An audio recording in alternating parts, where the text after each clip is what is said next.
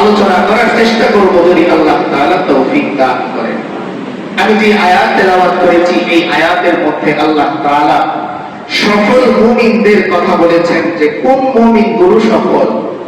তো এই ব্যাপারে আল্লাহ তাআলা সূরা মুমিনুন নামে দিয়েছেন এই সূরা আল মুমিনুন, মুমিনদের সূরা, মুমিনদের নামে সূরা। আল্লাহ তাআলা সূরাতুল মুমিনুনের মধ্যে বলেন ক্বাদ আফলাহাল মুমিনুন। আল্লাহ বলেন অবশ্যই অবশ্যই ওই সমস্ত মুমিনরা সফল। বললেন না কারা সফল, বললেন ওই সমস্ত মুমিনরা সফল। এবার কারা সফল একটা একটা করে আল্লাহ তাআলা গুণ বর্ণনা করে দিলেন।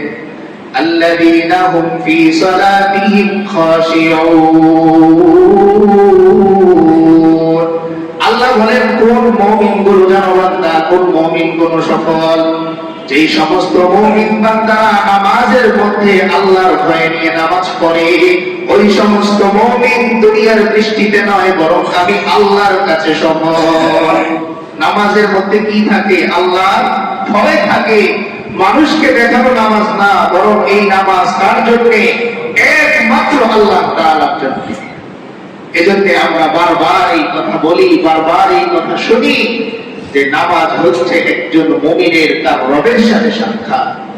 সবচেয়ে বেশি কাছে বান্দা আল্লাহ তখন চলে যায় যখন বান্দা নামাজের মধ্যে দাঁড়িয়ে যায়, সবচেয়ে কাছে চলে যায়। রাসূল করিম সাল্লাল্লাহু আলাইহি ওয়াসাল্লাম এজন্য বলেন ওয়াজুইলা কুররাতু আইনি ফিস সালাহ, ও আমার উম্মতেরা আমার চোখের শীতলতা আমার নামাজের মধ্যে। কারণ নামাজের মধ্যে দাঁড়ালে রবকে অনুভব করা যায়, নামাজের মধ্যে দাঁড়ালে সৃষ্টিকর্তাকে অনুভব করা যায়। যেই মালিক আমাকে সৃষ্টি করেছেন, যেই আল্লাহ আমাকে সৃষ্টি করেছেন, ওই আল্লাহকে অনুভব করা যায় কোথায়? নামাজের মধ্যে। যেমন আতরের দোকানের মধ্যে গেলে আতরের ঘ্রাণ পাওয়া যায়, একটা সবজির দোকানে গেলে সবজির ঘ্রাণ পাওয়া যায়, সবজির দোকানে গেলে সবজির ঘ্রাণ পাওয়া যায়। ঠিক তেমনি আল্লাহ রাসূল সাল্লাল্লাহু আলাইহি ওয়াসাল্লাম বলেন উম্মত, যখন তুমি নামাজের মধ্যে দাঁড়াবে তোমার আল্লাহর ঘ্রাণ তোমার নাকের মধ্যে চলে আসবে। কোথায় চলে আসবে? ঘ্রাণ নাকের মধ্যে আমি পাবো।